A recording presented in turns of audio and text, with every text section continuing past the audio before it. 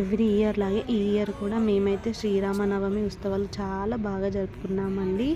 ఇంట్లో పూజ అంతా కంప్లీట్ చేసేసుకొని మేము టెంపుల్కి వెళ్ళాలని ఫిక్స్ అయిపోయాము. అలా ఏ టెంపుల్కి వెళ్దామని ఆలోచిస్తుంటే మా టౌన్కి దగ్గరలోనే ఒక టెంపుల్ ఉందండి. అది డిచ్పల్లి కిల్లా రామాలయం అని 30 to 40 కిలోమీటర్స్ డిస్టెన్స్లో ఉంటుంది ఈ టెంపుల్ వచ్చేసి. ఈ టెంపుల్కి మేము ఎప్పుడు వెళ్ళలేదంటే ఈసారి వెళ్దామని ఫిక్స్ అయిపోయాము.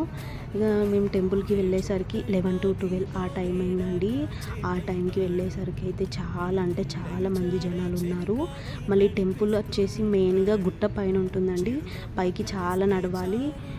పైకి వెళ్ళిన తర్వాత అక్కడ టెంపుల్ ఉంటుంది. వెళ్ళే ఆ టైంకి అయితే రాములవారికి కళ్యాణం జరుగుతుంది.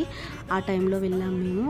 రాములవారికి కళ్యాణం జరిగిన తర్వాత ఓడి బియ్యం అనేది పోస్తున్నారు అందరూ.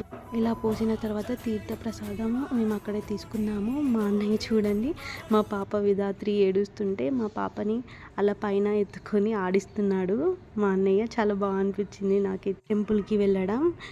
అన్నట్టు ఇక్కడ ఆ ఊర్లోని మగవారందరూ కలిసి ఇలా కోలాటం ఆడారండి. ఆ దేవుడి సన్నిధిలో వాళ్ళందరూ ఎప్పుడు ఇలా కోలాటం